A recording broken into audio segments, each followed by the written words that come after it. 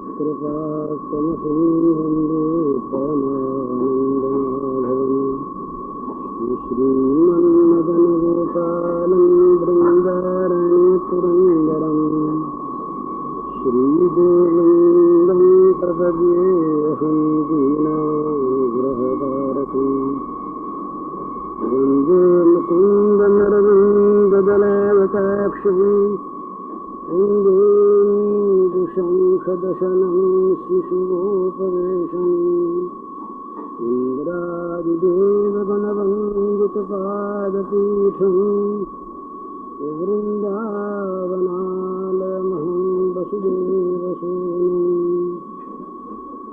नवजलधरवर्णं चम्पकोद्भासिकरणम् विकसितनलिनास्यं विस्फुरन् मन्दहास्यं कनकरुचिदुकूलं चारुवर्हावशूलं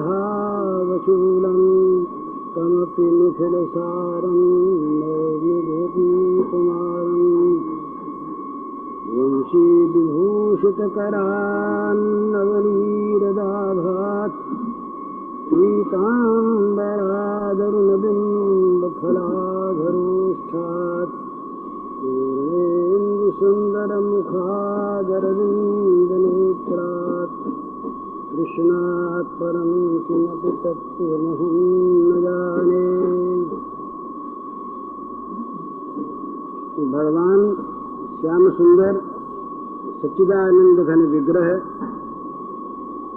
के जन्म का महोत्सव हम लोगों ने कल मनाया।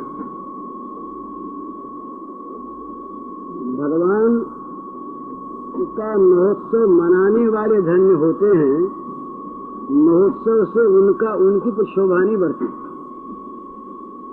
ये बहुत बड़ा सौभाग्य होता है जब मनुष्य के जीवन में भगवान के संबंध को लेकर कोई विचार, कोई क्रिया होती है। इसी में जीवन का साफल्य है। तो कल ये बात हुई थी कि भगवान देवकी के गर्भ में नहीं आए। देवकी देवरूपी देवक्याम देवरूपिण्याम का यही भाव, परंतु प्रत्यक्ष कहा गया कि भगवान देवकी के गर्भ से उन्होंने जन्म लिया। तो इसका तात्पर्य यही है कि अपने वात्सल्य प्रेम पूर्ण जो पिता माता के रूप में संतान मानकर भगवान का लालन पालन करना चाहते थे वसुदेव देवकी, और जिन्होंने वरदान मांगा था पहले, उनके मनोरथ को पूर्ण करने के लिए भक्तवांछा कल्पतरु भगवान की अचिंत्य माया शक्ति ने गर्भ के लक्षण पैदा कर दिए, और विलक्षण बालक के उत्पन्न दिखने पर भी देवकी ने समझा कि मेरे ही गर्भ से पैदा हुआ।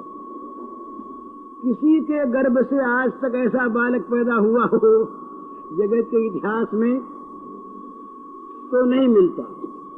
अद्भुत बालक। तो इस प्रकार के बालक को देखकर भी देवकी ने, वसुदेव जी ने यही समझा कि ये बालक हमारे घर में देवकी के गर्भ से पैदा हुआ है। तो ऐसा बालक था। सुखदेव जी ने भी गर्भ का नाम लेकर बालक के उस समय के स्वरूप का वर्णन करके दिखला दिया। इस प्रकार का बालक गर्भ से पैदा नहीं हो सकता। तमद्भुतम बालकमंबुजे क्षणम चतुर्भुजम शंख गदायुधायुधम श्रीवत्सलक्ष्मम गलशौभिकौस्तुभम पीताम्बरम सांगपयोदसौभगम महारवैदूर्य किरीट कुंडलत्विषा परिष्वक्त सहस्रकुंतलम उद्दाम कांचंगद कंकणादिविरोचमान वसुदेव ऐक्षत। वसुदेव जी ने देखा।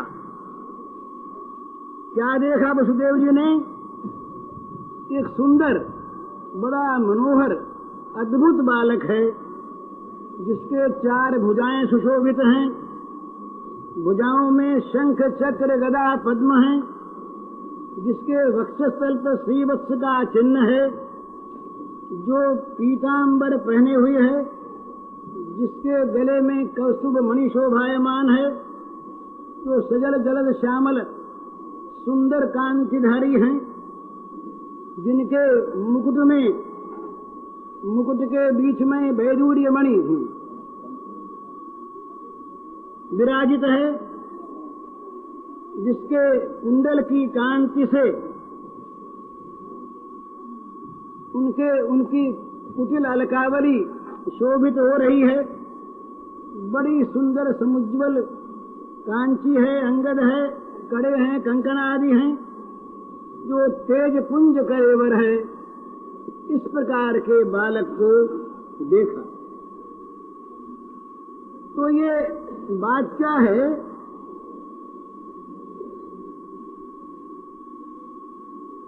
भगवान जिस रूप में जो भगवान को देखना चाहता है, जिस रूप में जो भगवान को प्राप्त करना चाहता है, जिस रूप में जो भगवान का चिंतन करता है, यद्यधिया चौरुगाय विभावयंती तत्तद बपु प्रणय से सदनुग्रहाय। ये भागवत में ही आया है कि उनके भक्त जिस जिस रूप में उनका चिंतन करते हैं, उसी रूप में भगवान उन्हें दर्शन दिया करते हैं। तो आज वसुदेव जी ने देखा 4 हाथ हैं, हाथों में शंख चक्र गदा पद्म है। इस बालक को, अद्भुत बालक को देखकर वसुदेव जी आश्चर्यचकित हो गए। सोचने लगे कि हम जिन भगवान का निरंतर ध्यान करते हैं, पढ़ पढ़ कर, जो भगवान ध्यान में नहीं आते, क्या वही भगवान ये प्रकट हो गए हैं? सोचा भाई विष्णु पार्षद भी इसी प्रकार के होते हैं। फिर ध्यान में आया कि विष्णु पार्षदों में और सब बात तो होती है, पर कौस्तुभ मणि, ये श्रीवत्स का चिन्ह ये नहीं होता। तो इनकी दृष्टि गई गले की तरफ, वक्षस्थल की तरफ। तो इन्होंने देखा कि वक्षस्थल में दक्षिणावर्त वो स्वर्ण वर्ण जो रोमराजी है, श्रीवत्स का चिन्ह, वो सुशोभित है, और भगवान के गले में कौस्तुभ मणि विराज रही है। ये देखकर उनको निश्चय हो गया कि ये साक्षात भगवान हैं। इसके बाद उन्होंने भगवान का स्तवन किया। भगवान ने बताया कि हम तुम्हारे पूर्व जन्म में भी पुत्र हो चुके हैं, तुमने फिर पुत्र रूप में हमको चाहा, इसीलिए हम तुम्हारे फिर पुत्र रूप में अवतीर्ण हुए हैं। वसुदेव देवकी का जो प्रेम था, ये वात्सल्यमय था, परंतु वात्सल्य के साथ साथ ऐश्वर्य समन्वित था। ऐश्वर्य से मिश्रित इनका वात्सल्य भाव था।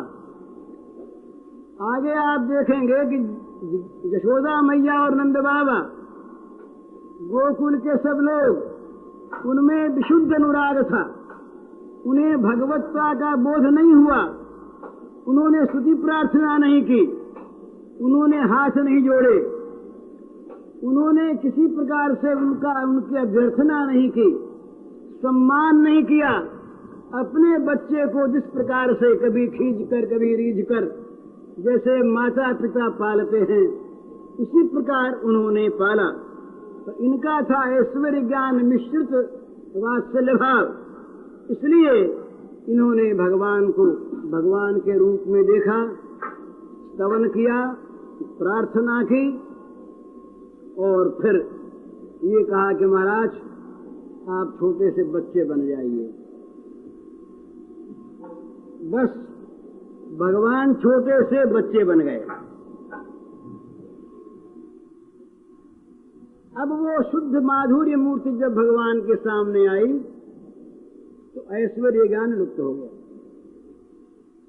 वो जो देवकी के मन में और वसुदेव के मन में था, चतुर्भुज भगवान को देखकर जो ऐश्वर्य का भाव, वो भगवान मधुर मधुर ये शिशु की हंसी देखकर, छोटे से बच्चे और मुख पर मुस्कान, इसे देख करके ऐश्वर्य ज्ञान दूर हो गया, वात्सल्य का प्रेम सिंधु उछल पड़ा। उन्होंने जल्दी जल्दी उठा लिया गोद में। अब तक तो सामने हाथ जोड़े खड़े थे, गोद में उठा लिया, मस्तक सूंघने लगे। अब उनके मन में जहां वात्सल्य भाव आया, बच्चा, अब भय आ गया। अरे कहीं कंस को पता लग गया तो वो आकर के अभी मार डालेगा। तो अब वो पुत्र की जीवन रक्षा के लिए व्यग्र हो गए, वात्सल्य भाव आ गया ना। तो वसुदेव ने सोचा कि भाई क्या करें। तो मन में आया, वो योग माया की प्रेरणा हुई, आदेश हुआ कि बस जल्दी से भगवान को गोकुल पहुंचा दिया जाए। नंदालय में देवकी से कहा, देवकी का हृदय तो फटने लगा, पर माँ ने सोचा कि कहीं कंस आ गया तो अनर्थ ही हो जाएगा। उसकी अपेक्षा बड़ा अच्छा है कि नंद बाबा के घर सुरक्षित बच्चा पहुंच जाए, वहां आराम से रहेगा, फिर देखा जाएगा। तो देवकी ने सैकड़ों बार मुख देखा, मुख चुंबन किया, सिर सूंघा। रात्रि का तीसरा पहर था। प्राणों से भी अधिक प्रिय शिशु था वसुदेव देवकी के लिए, परंतु अब मन में आया ले चलना है, अब भगवान को ले चलना है, भगवान को हृदय पर धारण करके ले चलना है, भगवान की लीला धाम में पहुंचना है। ये जगत का कारागार वहीं तक है महाराज, ये घर का कैद खाना वहीं तक, जहां तक मनुष्य भगवान का नहीं बनना चाहता। ये स्तुति में कहा ब्रह्मा ने, तावद रागादयस्तेनः तावत् कारागृहं गृहं तावन् मोहगुरि निगड़ो यावत कृष्ण न ते जनाः। हे श्री कृष्ण श्याम सुंदर, जब तक तुम्हारे नहीं हो जाते हम, तभी तक राग द्वेष रूपी चोर हमारे पीछे लगे रहते हैं, तभी तक घर हमारे लिए कैद खाना बना रहता है, और तभी तक मोह की बेड़ियां हमारे पैरों में पड़ी रहती हैं। जहां भगवान को अपने मन में हम लाए, जहां भगवान के बने, ये तमाम बेड़ियां कट जाती हैं, ये कैद खाना मिट जाता है, मंदिर बन जाता है फिर भगवान का। राग द्वेष रूपी चोर भाग जाते हैं। तो जहां श्री कृष्ण को ले जाने के लिए, भगवान के लीला धाम में पहुंचने के लिए उनके मन में बात आई, बस तत्काल हाथों की हथकड़ियां और पैरों की बेड़ियां खुल गईं, अपने आप खुल गईं। वसुदेव जी की हथकड़ी बेड़ी उसी समय खुल गई। अब भगवान की योग माया ने सारा काम किया, और अब देखा कि भाई जाए कैसे, तो किवाड़ खुल गए। और भगवान की योग माया शक्ति ने ये किया कि सारे केवल प्रहरियों की नहीं, मथुरा के समस्त मनुष्यों की जो सर्वेंद्रीय शक्तियां हैं वे सब विलुप्त हो गई। कोई जाग न जाए, किसी कोई जाग के देख ले, किसी को पता लग जाए, तो सभी सब के सब द्वार पर बाहर घरों में निस्तब्धता छा गई, सभी माया निद्रा से अभिभूत हो गए। ये माया भगवान की लीला क्या करती है, भगवान के अनुगत होकर काम करती है। तो वसुदेव को बस अब ये सुविधा मिल गया, वो नंदालय में जाने की इच्छा करते ही श्री कृष्ण की माया से सारे मथुरावासी मोहित हो गए। भगवान की माया दो काम करती है, जो बहिर्मुख जीव हैं उनका मोहन करती है, और भगवान के लीला संपादन का कार्य करती है। तो लीला शक्ति ने और माया शक्ति ने दोनों ने ही काम किया, सेवा की, शक्तियां सेवा करने के लिए। तो बस ये बाहर निकलने लगे तो कहते हैं भाई ठीक बात, श्री कृष्ण को हृदय पर धारण करके जो आदमी चलना चाहता है उसके सारे बंधन अपने आप कट जाते हैं। बंधन काटने का प्रयास करने वाले तो निराश होते हैं। अपने उद्यम से, अपने पुरुषार्थ से, अपने बल से जो भवबंधन को काटना चाहते हैं वे तो बहुत अधिक रूप में निराश होते हैं। पर जो भगवान को हृदय पर धारण कर लेते हैं बस उनके बंधन अपने आप टूट जाते हैं। उनको बंधन काटने के लिए कोई प्रयत्न नहीं करना पड़ता। परंतु जिन्होंने श्री कृष्ण को हृदय में धारण नहीं किया, जो केवल भोगों को मन में रखे हुए हैं, वे लोग 1000 चेष्टा करें, लाख प्रयत्न करें, तो वे बंधन से मुक्त नहीं हो सकते। बस माया की वो सांकल उनके गले में पड़ी रहती है, उनके हाथ बंधे रहते हैं, उनके पैर बंधे रहते हैं और काम क्रोध आदि ये सब पहरा देते, वहां पर नहीं जाने देते।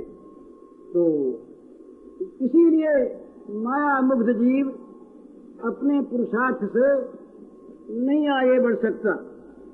लेकिन वसुदेव जी की भांति जो श्री कृष्ण को हृदय में धारण करके ब्रज के पथ पर, ब्रज माने भगवान की लीला भूमि, भगवान के माधुर्य का नित्य निवास जहाँ पर है उसका नाम ब्रज है।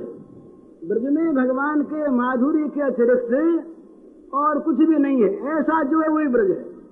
तो इस ब्रज के पथ पर जो चल पड़ा भगवान को हृदय में धारण करके, वसुदेव जी की भांति बिना चेष्टा के उसके माया मोह के सारे श्रृंखल टूट जाते हैं।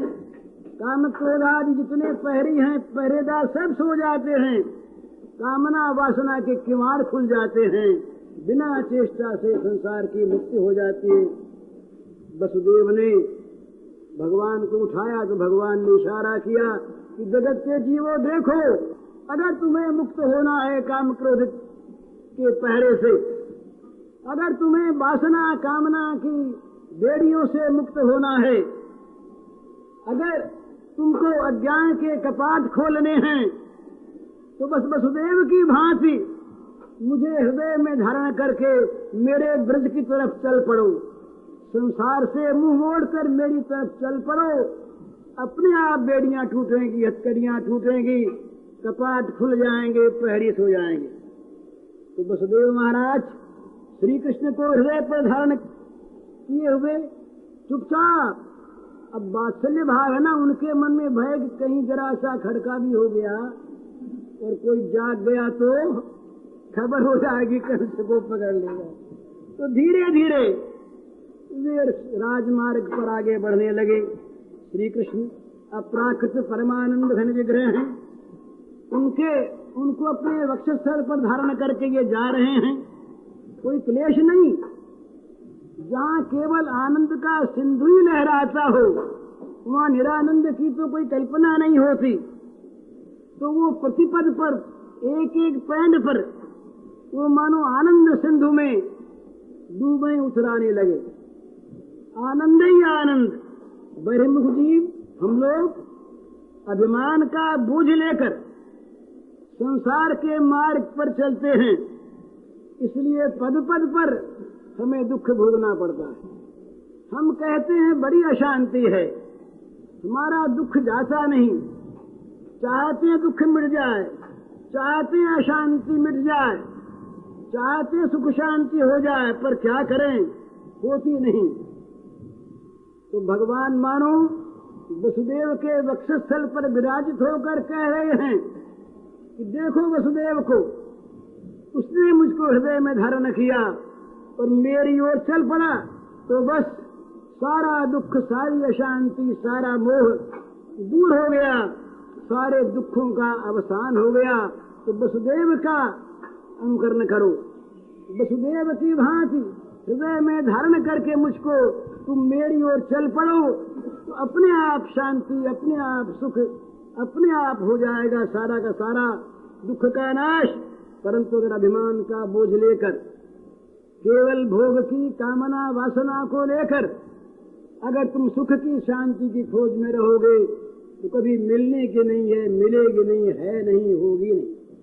तो वसुदेव जी महाराज ले चले। तो कहते हैं कि भगवान नित्य लीला विलासी, वो सारे प्रपंच में रहते हुए भी प्रपंच से सुदूर सुगुप्त अप्रपंच धाम में, जहाँ पर यहाँ के सूर्य चंद्रमा का प्रकाश नहीं होता, तद्धाम परमम मम, वहाँ नित्य लीला विलासी रूप में रहते हैं।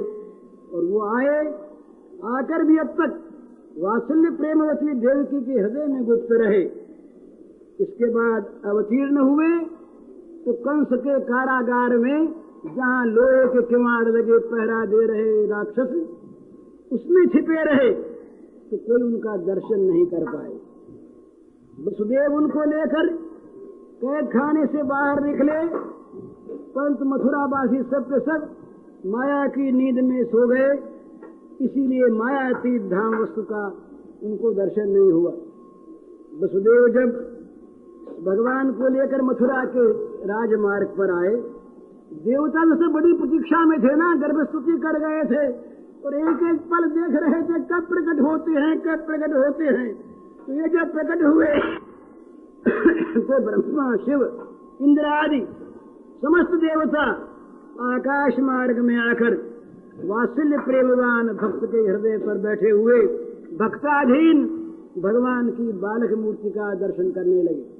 अब वो भगवान की शैशव माधुरी, क्या कहने, भुक्ति मुक्ति सिद्धि ऐश्वर्य गान तत्वानुसंधान कितना ही किसी के मन में रहे, इस माधुरी मूर्ति को देखकर वो सारे बह जाते हैं और मन में आता है यही मूर्ति हमारी गोद में आ जाए। तो इंद्रादि देवता असीम ऐश्वर्य और अनंत माधुरी के निकेतन श्री गोविंद का प्रेम नहीं चाहते, तो ऐश्वर्य के ग्राहक हैं बेचारे।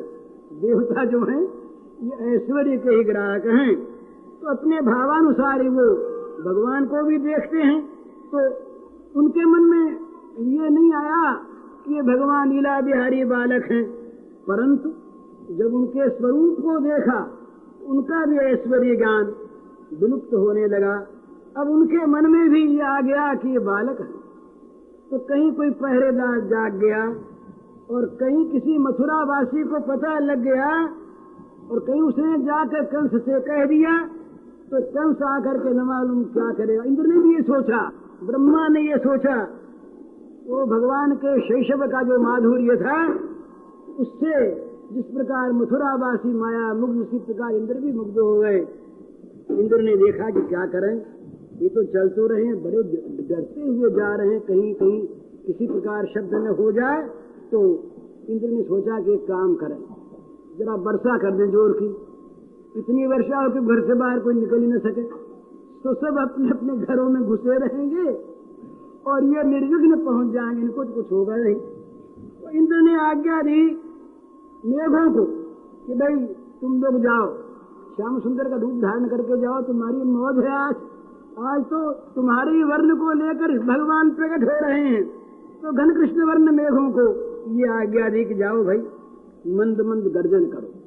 और सौदामिनी से बिजली से कहा कि देखो तुम रास्ता दिखाती रहो, बीच बीच में चमक चमक कर मसाल का काम लालटेन का काम करो। तो बस श्री कृष्ण को लेकर अंधेरे में अग्रसर हो रहे थे, आगे बढ़ रहे थे। तो बिजली अपना काम, बिजली ने सोचा कि आज तो निहाल हो गई। अरे श्री कृष्ण के भक्त को पथ दिखाना है, इससे बढ़कर बिजली के जीवन में कभी आज तक सौभाग्य नहीं हुआ। तो बिजली के अधिष्ठात्री देवता हैं, प्रसन्न हो गए कि आज तो अनंत काल में जो फल नहीं मिला वो आज मिल गया। बिजली चमक चमक कर, ऐसा नहीं कि कुछ चकाचौंध उत्पन्न कर दे, नई बिजली चमकी आज। हमेशा बिजली जब गूंजती है तो आंख में जरा झुलस जाती है, आज नहीं, बिजली प्यारी लगे, बिजली चमके प्रकाश हो जाए पर आंख मुदे नहीं। तो बिजली बीच बीच में चमक चमक कर और वसुदेव जी को पथ दिखाने लगी। और जहाँ भी देखेंगे यहाँ पर कुछ बस्ती है, घर है, वहीं पर जोर से वर्षा, जहाँ घर नहीं वहाँ तो वर्षा बंद हो जाए। और जहाँ देखेंगे आदमी कोई जाग जाएंगे और कोई बाहर निकल जाए तो वहाँ घोर वर्षा आरंभ हो जाए। तो इस प्रकार से वर्षा होने लगी। तो शेष जी ने देखा, पहले से ही देख लिया कि भाई भीग जाएंगे श्याम सुंदर, तो छाया करो, छाया करो।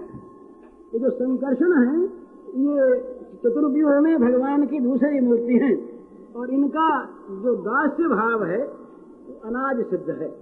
ये हमेशा ही भगवान का दासत्व का पत्ता दिखाए हुए हैं। ये विविध रूपों में शय्यासन परिधान पादुका छोना बन जाते हैं, कभी आसन बन जाते हैं, कभी कपड़े बन जाते हैं, कभी पादुका बन जाते हैं, कभी छत्र बन जाते हैं, और कभी चंवर बन करके ढूंढने लगते हैं, यूं हिलने लगते हैं।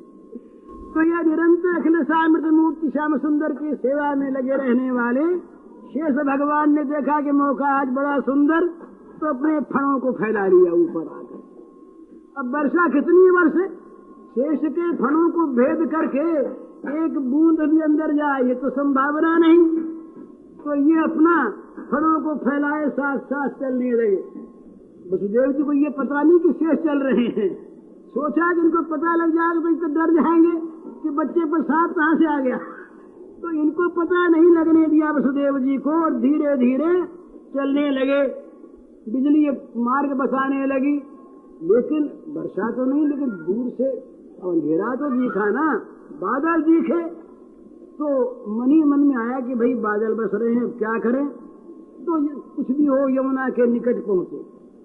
अब वो बड़ी मूसलधार तो वर्षा हुई, तो यमुना ने अपने कलेवर को बढ़ाया, बढ़ गई यमुना जी। यमुना जी ने पहले सोचा कि आज तो पहले आनंद में नाचो। तो उनके पहुंचने के पहले पहले तो वो उत्ताल तरंगों से लगी नाचने, बड़े जोर जोर के वो तरंग उठने लगे।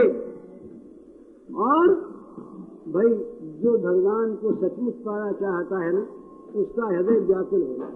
हमारे हृदय में जब तक भगवान को प्राप्त करने के लिए व्याकुलता नहीं आती, हमारा हृदय जब तक भगवान को प्राप्त करने के लिए विकल नहीं हो उठता, तब तक भगवान नहीं मिलते। तो यमुना ने देखा कि अब तो देर हो रही है, आ तो रहे हैं, तो अब देर सहन नहीं हुई, तो झटपट श्री कृष्ण के दर्शन हो जाएं। इस व्याकुलता ने क्या किया कि यमुना के वक्षस्थल में वो घूर्णावर्त भंवर पैदा कर दिया। हृदय व्याकुल हो गया ना, हृदय में भंवर पैदा हो गए, जहां तहां भंवर। कोई पानी बढ़ने से भंवर पैदा होते हैं ना,